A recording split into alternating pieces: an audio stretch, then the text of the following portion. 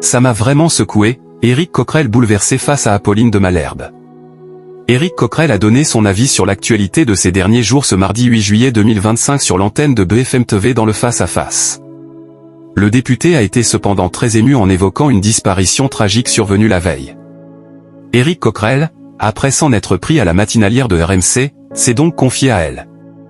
Après avoir souhaité quelques sanctions, ce dernier s'est exprimé sur cette tension qui existe en Europe, dans un contexte de guerre. Il a exprimé son opinion sur le réarmement de l'Allemagne dans un contexte d'économie de guerre dans le face-à-face, ça ne me rassure jamais, quand mon voisin veut avoir l'armée conventionnelle la plus importante d'Europe.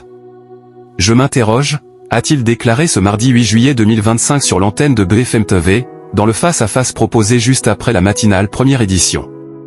Face à face, Éric Coquerel s'inquiète de la militarisation de la France. Aux côtés d'Apolline de Malherbe, le député de la France insoumise a donc surenchéri en faisant part de ses craintes vis-à-vis de ce nouveau gouvernement allemand, qui prône la consolidation de sa défense face aux menaces pesant sur l'Europe. Ça m'inquiète considérablement, j'aimerais comprendre quels sont les adversaires et les ennemis des Allemands, a-t-il ajouté au cours de son entretien. Par ailleurs, il a également évoqué la stratégie de la France.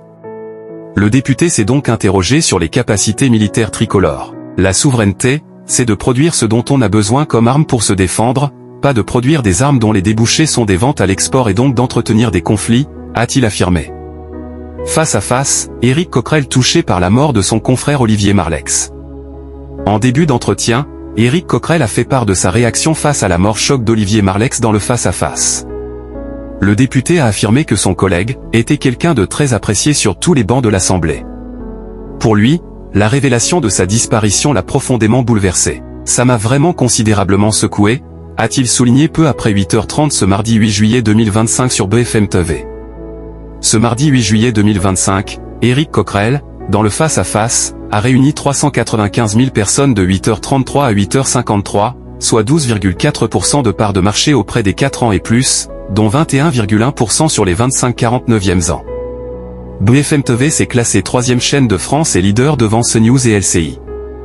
Le face-à-face est à retrouver du lundi au vendredi à 8h30 sur BFM TV.